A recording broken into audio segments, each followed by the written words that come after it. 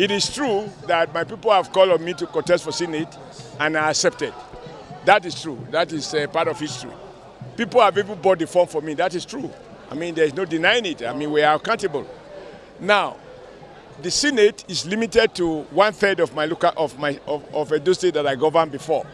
So, the fact that I aspire, my people call on me to go to Senate does not mean they are opposed to me being president, right? But I also understand I cannot occupy the two at the same time.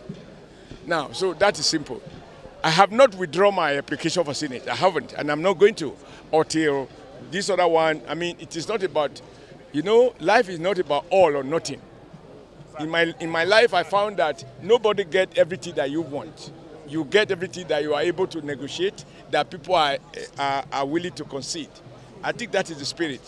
The second question is, so many people are coming out. What do they know that you don't know? I think you should revise the question. You should have been surprised if only one person is coming out. In a country of 200 million, to assume that only one or two people have the answer. In fact, there is what I have that I dare say some people don't have. I have been a factory worker. I always celebrate it. Not many people admit that they have a poor background, but I celebrate the fact that I work as a daily paid worker in a hot textile factory.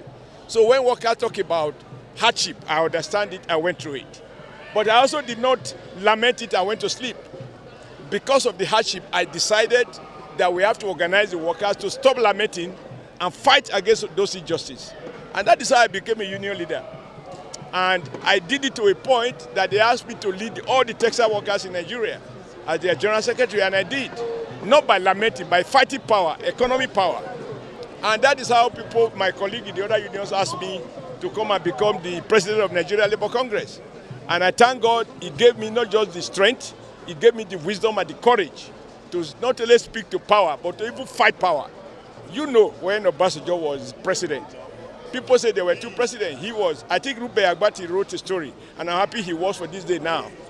And he labeled me the people's president on account of the fact that when I asked people to stay at home in order to protest, non-violent protests, they stayed at home. Obasanjo will ask them to go to war with the force of the armed forces. He couldn't. So I've had that moral authority to speak and to act and to defend the best interests of the poor and the Nigerian working people, even the middle class. So at this point, when Nigerians are divided around religion, I'm bringing an idea to the table. You tell me, all those who have declared, I've just spoken to you about, there were many things I still want to do that I couldn't say here because of limited time. Like I said there, it's not about whether somebody is a good man or a bad man. It's about your policy choices. In choosing those policies, who will they affect and how?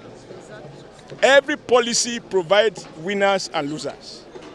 And everything that government seeks to do must be paid for by some at the expense of others. Government is value-laden, it's not value-free. And from my track record in Edo, I restore integrity to public school, such that private school children were moving to public school. I provided free bus ride to children of the poor. So I bring on board specific issues that capture the feeling, the pain, hopes of the forgotten majority, who incidentally are the actual voters. And somebody just asked me, where will you get the money? Listen, Nigerians will fund a project that they think is viable. Even the rich.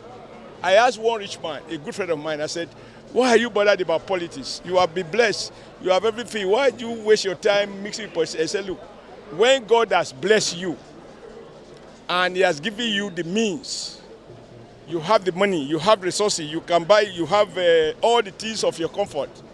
What now bothers you is security of your life. And that security cannot be decreed by the armed forces. It has to be the result of a flourishing economy that creates jobs, that keep people busy, so that when the people are busy doing their job, you can enjoy your own prosperity. So what you call big wigs, we have to choose our language carefully. I come from a background that think that God created all of us equal. Some, over time, may have had more opportunity than others. But I do not feel inferior to any other person. But I have huge respect. I have huge respect for some of those who have already declared. But the fact that I have respect for them does not stop me And I also believe that they also have respect for me. So together, whoever wins the race, we will all queue behind and contribute with ideas. And if those ideas work and they materialize, we will all be winners. At the end of the day, if as a result, we have a better country.